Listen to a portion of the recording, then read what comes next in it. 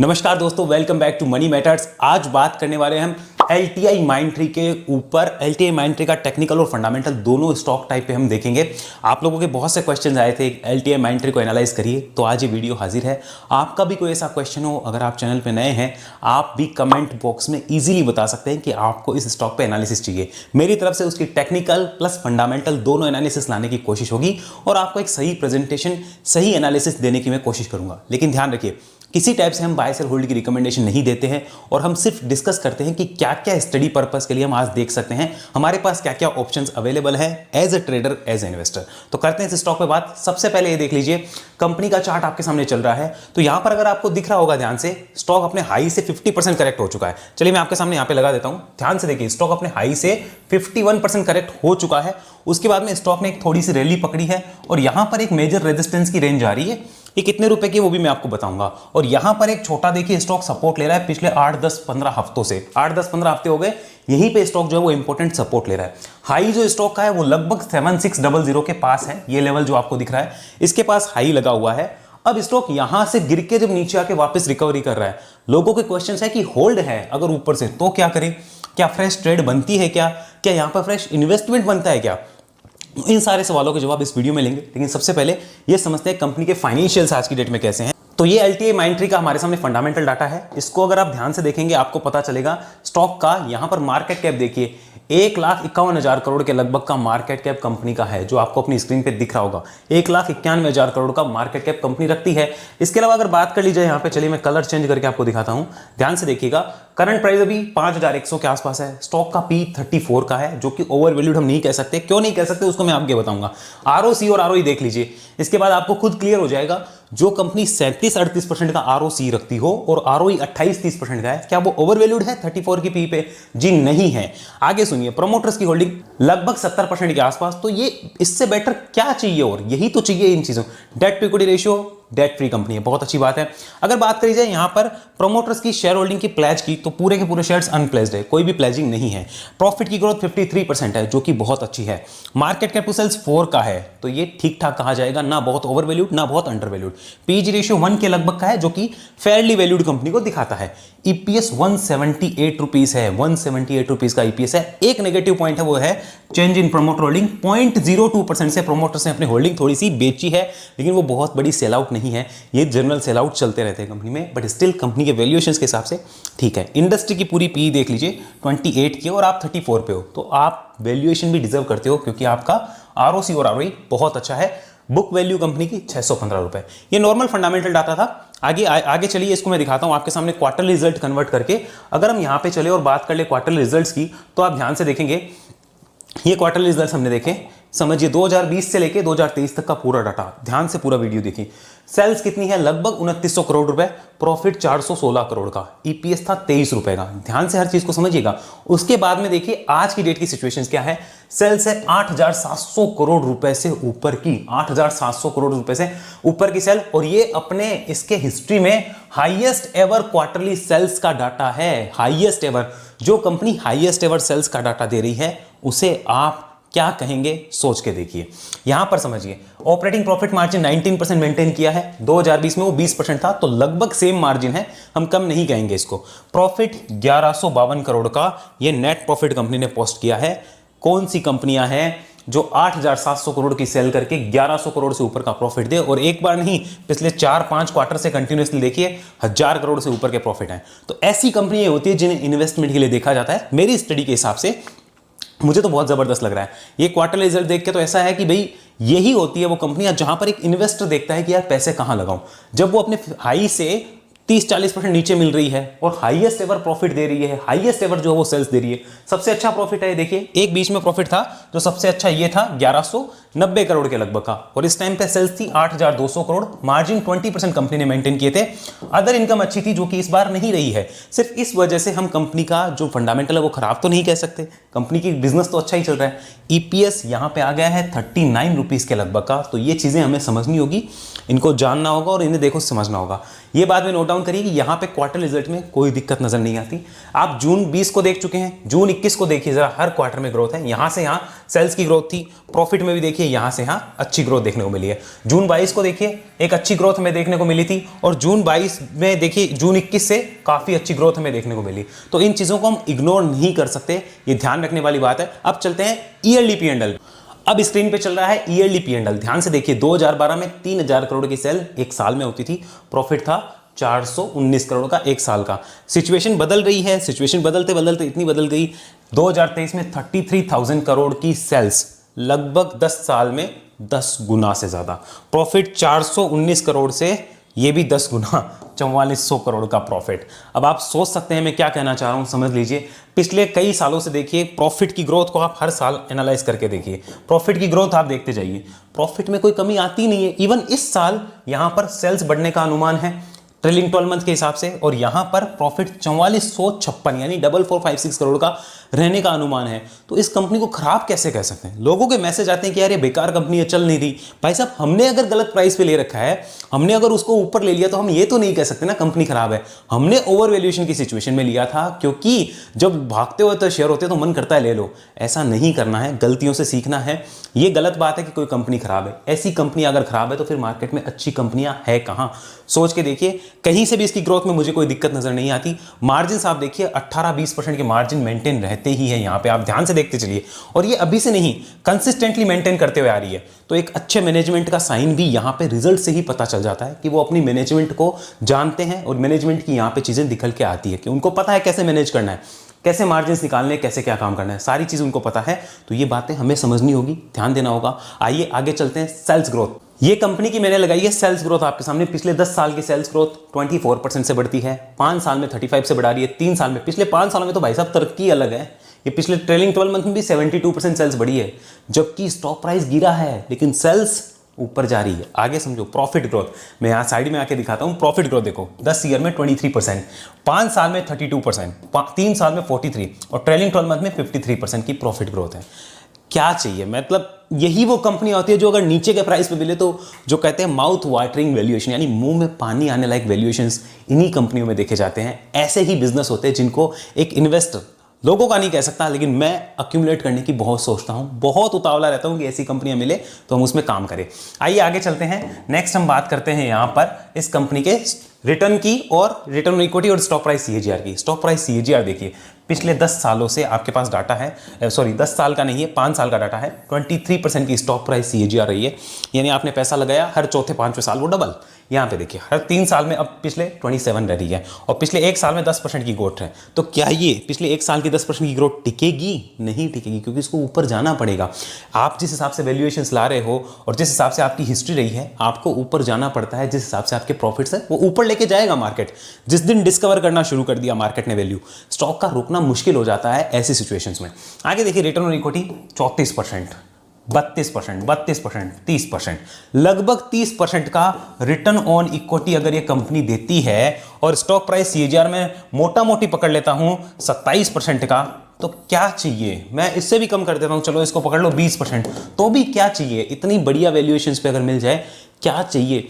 ये stock accumulation के लायक होते हैं। लोग गलती क्या करते हैं, लोग सोचते हैं एक बार में पूरा बाय कर लूं, एक्यूमुलेट क्यों नहीं करते हो?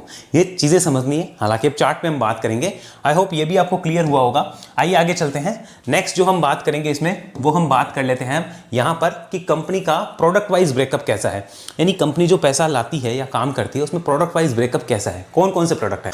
यहां पर देखिए, ADM से कंपनी की रेवेन्यू 33.5% है, एंटरप्राइज सॉल्यूशन पे 28%, एनालिटिक्स से कंपनी 14.5% और इंफ्रास्ट्रक्चर सर्विस से 12% की रेवेन्यू कंपनी जनरेट करती है। ये इन्फॉर्मेशन इंपॉर्टेंट होती है, हमें नोट डाउन करनी है। मैं आपके सामने बहुत सी इंफॉर्मेशन प्रेजेंट कर रहा हूं। आगे देखिए, यहां पर अगर हम बात कर लेते हैं कि कंपनी का लोकेशन वाइज ब्रेकअप कैसा है, कहां से पैसे कमाती है, ये भी समझना होगा। तो ध्यान से देखिए, यहां पे नॉर्थ अमेरिका से ज्यादातर रेवेन्यू कंपनी की आती है, 73% बिजनेस नॉर्थ अमेरिका से है, रेस्ट ऑफ द वर्ल्ड से 11% और यूरोप से 15% की रेवेन्यू आती है। ये लोकेशन वाइज ब्रेकअप है, जहां पर आप देख सकते हो कि इस कंपनी का मेजर जो क्लाइंट है वो कौन सा देश है, नॉर्थ अमेरिका, यहीं से इसके पैसे आते हैं। ये हमें नोट डाउन करनी है। इन चीजों के बारे में जब आपको पता होगा, डिसीजन लेने में आसानी रहेगी, कॉन्फिडेंस आता है कुछ भी करने से पहले। इसके बिजनेस वर्टिकल्स है अलग अलग, वहां में किस वर्टिकल से कितना प्रॉफिट जनरेट करती है वो समझिए। सबसे अच्छा प्रॉफिट जनरेट करके देता है इसको banking, financial service and insurance, यहां से 35% का ऑपरेटिंग प्रॉफिट आता है। और यहां पर दूसरा ब्रेकअप है हाईटेक मीडिया एंटरटेनमेंट, जहां से 30% का ऑपरेटिंग प्रॉफिट आता है। हेल्थ लाइफ साइंस से 4.5, सीपीजी से 15 एंड मैन्युफैक्चरिंग से 16.2% का ऑपरेटिंग प्रॉफिट में कंट्रीब्यूशन रहता है। ये सारी वो इंफॉर्मेशन है जो हमें जाननी चाहिए, हमें पता होनी चाहिए। आगे अगर बात कर लेते हैं कंपनी के शेयर होल्डिंग की, तो ये शेयर होल्डिंग का डाटा है। यहाँ पर प्रोमोटर्स के पास में कितनी होल्डिंग है, चलिए मैं आपको यहाँ पे दिखाता हूँ। 68.7% की होल्डिंग प्रोमोटर्स के पास में है। पब्लिक के पास क्या है, 10% की होल्डिंग है। क्या है पब्लिक के पास, 90% माल किसके पास है, बिग प्लेयर्स के पास है। FIIs 8.3% माल लेके बैठे हैं, म्यूचुअल फंड 7%, DIIs अदर के अंदर 0.7%, यानी 90% होल्डिंग अगर मैं बात करूं, ये 90% किसके पास है, बिग प्लेयर्स के पास में है। बिग प्लेयर के पास में ये होल्डिंग है। तो भाई साहब इनको ज्यादा टेंशन है या इनको ज्यादा टेंशन है, वो डिसाइड आप करिए। मेरे हिसाब से इनको ज्यादा टेंशन रहेगी अगर कंपनी कुछ खराब करेगी तो ये सेलिंग करेंगे तो चार्ट पे दिखेगी, वहां आप एग्जिट कर सकते हो। लेकिन जब सेलिंग करने के बाद भी, एक सेलिंग के बाद भी अगर रिजल्ट्स अच्छे आ रहे हैं और इन्होंने माल नहीं बेचा, सिर्फ मार्केट के करेक्शन में नीचे आए स्टॉक, तो वो अपॉर्चुनिटी है या गिरावट है या डर है, वो क्या है वो आप डिसाइड करिए। मेरे हिसाब से जो है वो मैंने आपके सामने प्रेजेंट किया है। शेयर होल्डिंग के कंप्लीट डाटा को भी आप देख सकते हो। प्रमोटर्स की पहले शेयर होल्डिंग अच्छी थी 74%, जो इन्होंने धीरे धीरे कम करके 68 कर ली, जो कि आपको एक जनरल बिजनेस में करती हुई दिखती भी है प्रमोटर्स की तरफ से। FIIs के पास 11% थी सितंबर 20 में, इन्होंने ऊपर प्रॉफिट बुक किया और अब जो होल्डिंग है उसको 8% पे ले आए। DIIs के पास में 6.41 की होल्डिंग थी, जो इन्होंने थोड़ी बहुत बढ़ा ली है और यहां पर 12% कर लिया, 6.4 से सीधी 12% इनकी होल्डिंग हो गई।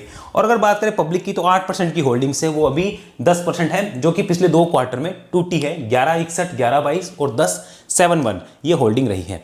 अब चार्ट पे करते हैं चर्चा, क्लियर पिक्चर वहीं मिलेगी। लेट्स डू चार्ट पे चर्चा।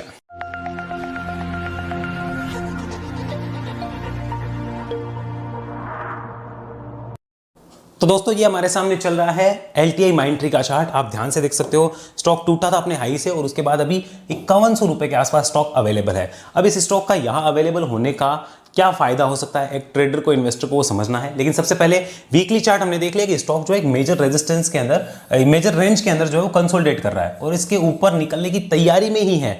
तो इतना तो पता चल गया कि वीकली चार्ट बेरिश फिलहाल नहीं है, वीकली चार्ट बुलिश है, ये हमें पता चल गया। चलिए इसको कन्वर्ट करते हैं मंथली चार्ट पे। Have a look. यहां पर मंथली चार्ट हमें बहुत सी चीजें बताएगा। मंथली चार्ट को ध्यान से देखिए, ये मंथली चार्ट है, मैं आपके सामने क्लियर पिक्चर प्रेजेंट करना चाहूंगा और इसको हम डिलीट कर देते हैं यहां से। ये देखिए ये मंथली चार्ट है। एक इंपॉर्टेंट चीज ध्यान दीजिएगा, यहां पर पिछले 3 महीनों से यहां पर एक सपोर्ट क्रिएट हो चुका है, ये आपने देखा, नोट किया। 3 महीनों से हम इन लेवल्स को नहीं काट रहे हैं और एक यहां पे सपोर्ट बना रहे हैं मेजर, और इस रेजिस्टेंस के पास जो है हम यहां पर टाइम पास करे जा रहे हैं पिछले 3 महीनों से। तो इसके कटने के चांस बढ़ जाते हैं या नहीं बढ़ते, वो आप सोचिए, मैंने आपको हिंट दे दिया है। आगे चलिए, इसकी लेवल जो है वो हम मार्क कर लेते हैं यहाँ पे। तो मैं आपके सामने लेवल मार्क करता हूं। ये लेवल एग्जैक्टली जो हमारे सामने आ रहा है वो लगभग लेवल रहेगा 4780 रुपए के आसपास। चलिए मैं लेवल मार्क कर देता हूं आपके सामने। ये देखिए ये 4780, 4775 का लेवल है।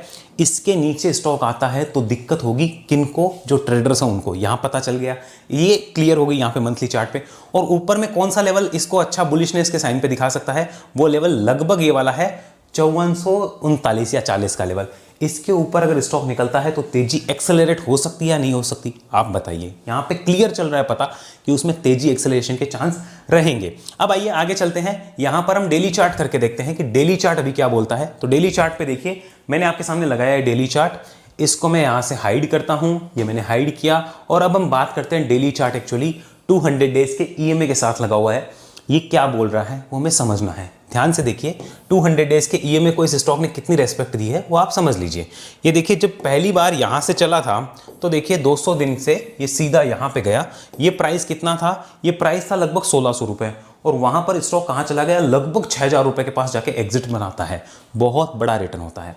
अब देखिए सेकंड टाइम स्टॉक ने क्या किया, यहां पर इसको काटा, बट ओनली 200 ईएमए नहीं देखा जाता, यहां पर भी बहुत सी चीजें देखी गई होंगी जब ये बुलिश हो रहा था, और यहां पर ये खाली इधर बुलिश नहीं था, तो बुलिश नहीं था तो आया नीचे और टाइम पास करने लगा, तो 200 ईएमए की इंपॉर्टेंस इसने खत्म कर दी, जो डेमा था उसकी इंपॉर्टेंस खत्म हुई। राइट नाउ उसकी इंपॉर्टेंस कैसे बढ़ गई वो समझिए। पिछली 2 बार 3 बार को आप देखिए, यहां पर इसने सपोर्ट लिया है और 200 ईएमए को टच करके ऊपर जा रहा है, तो यहां पर इसने इसकी जो सपोर्ट या फिर आप कह सकते हो रेस्पेक्ट है वो बढ़ा दी। साथ में यहां पर वीकली और मंथली चार्ट बुलिश है, देखिए खाली डेली चार्ट नहीं देखा जाता, बहुत सी चीजें होती है। वीकली मंथली चार्ट बुलिश है, इस लेवल के ऊपर और तेजी एक्सेलरेशन के चांस रहेंगे, तो यहां पर ये भी पॉजिटिव होने के संकेत दे रहा है। यानी हमें इतना पता चल गया, डेली चार्ट बुलिश है, वीकली बुलिश है, मंथली भी बुलिश है, तो तीनों चार्ट्स बुलिश है, तो क्या शेयर को बेचने का मतलब बनता है वो आप बताइए। चलिए वापस एक बार हम वीकली चार्ट की तरफ चलते हैं, वहां पे देखते हैं वीकली चार्ट हमें क्या बोल रहा है। इसको देखिए आप, यहां पर ये वीकली चार्ट मैंने वापस आपके सामने लगाया, मंथली चार्ट सॉरी, ये मंथली चार्ट हमने वापस आपके सामने लगाया। अब आपसे पूछना चाहूंगा कि आज की डेट में क्या करना है, उसका डिसीजन लेने में शायद मेरी तरफ से कोई आपको हेल्प हो पाए, वो मैं बता देता हूं कैसे। कि आज की डेट में जिनके पास ऊपर से बाय है, मैं इतना सा पूछूंगा कि क्या इस कंपनी के फंडामेंटल खराब है क्या? जी नहीं, बहुत अच्छे हैं, मतलब ये तो 5 स्टार रेटिंग देने लायक है, नहीं है खराब। क्या टेक्निकल अभी खराब है? जी नहीं, टेक्निकल भी ओके है, ये तो बुलिश हो रहा है यहाँ पे, तो बेचने का मतलब बनता है। आपके पास कहीं से भी लिया हुआ हो, चाहे कहीं से भी, क्या अभी मतलब बनता है? फिलहाल तो नहीं बनता ना, क्योंकि अभी तो ट्रेंड एक्सेलरेट होने के चांस है, तो बेचने का मतलब नहीं बनता, ये आपको यहां से पता चल गया। सेकंड चीज, अब फ्रेश जो इन्वेस्ट करना चाहते हैं और फ्रेश जो ट्रेड करना चाहते हैं, 2 कैटेगरी है। पहले फ्रेश इन्वेस्ट वालों की बात करते हैं। फ्रेश इन्वेस्ट वाले, उनको पास क्या ऑप्शन है? देखिए एक ऑप्शन ये है कि यहाँ पे 50-60% जो है वो क्वांटिटी को बाय किया जाए और रिमेनिंग के लिए वेट किया जाए कि क्या बता कोई बड़ी डिप आ जाए, क्योंकि डिप आने के चांस तो नहीं है, लेकिन चांस नहीं है इसका मतलब ये थोड़ी कि हम पूरी कैपिटल लगा दें। तो 50-60% को यहाँ पे क्यों ना यूज़ किया जाए। बाकी अगर कोई बड़ी डिप आती है, स्टॉक मिलता है बहुत नीचे, मार्केट है, कुछ भी हो सकता है, तो उस टाइम उस डिप को यूटिलाइज किया जाए, ऐसा मुझे लगता है 50-60% इन्वेस्ट वालों के लिए। लेकिन ध्यान से सुनिएगा, अब कंडीशन बदल जाएगी। जब आप ट्रेड करते हो तो कंडीशंस बदल जाती है। अगर आप फ्रेश ट्रेड लेना चाहते हो तो क्या होगा, ये हो जाएगा आपका बड़ा सपोर्ट, यानी ये 4775 इस सपोर्ट के साथ में यहां पर डेफिनेटली एक ट्रेड बनती है, जिसमें आपको 5450, 5500 और ऊपर में 6000, 5800 ये सारे टारगेट आते हुए नजर आ सकते हैं, ऊपर के टारगेट आ सकते हैं।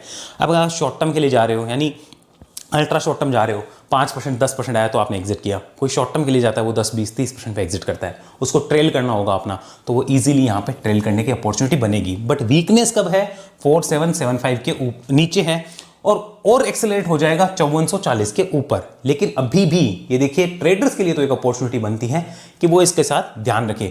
रिस्क कितना रहेगा? 5100 पे हो और ये है 4770 या 80, यानी 4800, लगभग 7% का रिस्क होता है जहां तक मेरी कैलकुलेशन है। तो 7% का रिस्क कोई बड़ा रिस्क नहीं है, इजीली देखा जा सकता है। वो आपको पैसे रुपए में बड़ा दिख सकता है, बट वो कोई बड़ा रिस्क नहीं है अगर आप परसेंटेज टर्म्स में सोचे तो ट्रेडर्स के लिए भी हो गया। अब एक और कैटेगरी है हमारी, जिसमें मैं भी आता हूं, जो होती है एक्यूमुलेट वाली या फिर एसआईपी वाली। एक्यूमुलेट करो या फिर एसआईपी कर सकते हो आप उसको, या फिर आप कह सकते हो buy on dip type category. ये देखिए मेरा भी इसी कैटेगरी में ज़्यादातर है। ट्रेडिंग करता हूं तो अलग चीज़ है, लेकिन जब मैं इन्वेस्टिंग करता हूं तो मैं एक्यूमुलेट करता हूं, एसआईपी करता हूं या बाय ऑन डिप करता हूं। एक बार में पूरा माल कभी नहीं लेता, 10%, 50%, 20%, 30% ऐसे एक्यूमुलेट होता है। तो उन लोगों के लिए तो क्लियर है भैया, कंटिन्यू कर सकते हैं, ऐसा ये चार्ट भी बोल रहा है, कंपनी के फंडामेंटल्स भी बोल रहे हैं। तो मैंने अपनी तरफ से क्लियर एनालिसिस दी है, जहां पर सब कुछ एक्सप्लेन किया है, किसके लिए क्या किया जा सकता है, और सारी पिक्चर आपके सामने प्रेजेंट करी है कि LTI माइंडट्री फिलहाल क्या कर सकता है। आई होप आपको सब कुछ क्लियर हुआ होगा। ऐसी एनालिसिस अगर आप भी सीखना चाहते हैं, डिस्क्रिप्शन में लिंक है वेब एनालिसिस का, ज्वाइन कर सकते हैं, जहां 1-to-1 आप मेरे साथ लाइव सीखते हैं और फिर 2 महीने सीखने के बाद लाइफ टाइम हमारे ट्रेनिंग्स ग्रुप का पार्ट रहेंगे, ताकि मेरा सपोर्ट, मेरा एक्सपीरियंस और मेरा नॉलेज, उसका बेनिफिट आपको लगातार मिलता रहे। और लाइफ टाइम की कमिटमेंट कोई नहीं करते, सिर्फ हम हैं जो एक लाइफ टाइम की कमिटमेंट देते हैं, क्योंकि हमें भरोसा है हमारे ट्रेनिंग्स को हमें छोड़ना नहीं है, हमें अपने साथ रखना है। तो ये हमारी तरफ से एक लाइफ टाइम सपोर्ट रहने की गारंटी रहती है कि आप लाइफ टाइम के लिए जुड़िए, जुड़ना है तो, वरना ना जुड़िए, जुड़ेंगे तो लाइफ टाइम के लिए ही जुड़ेंगे।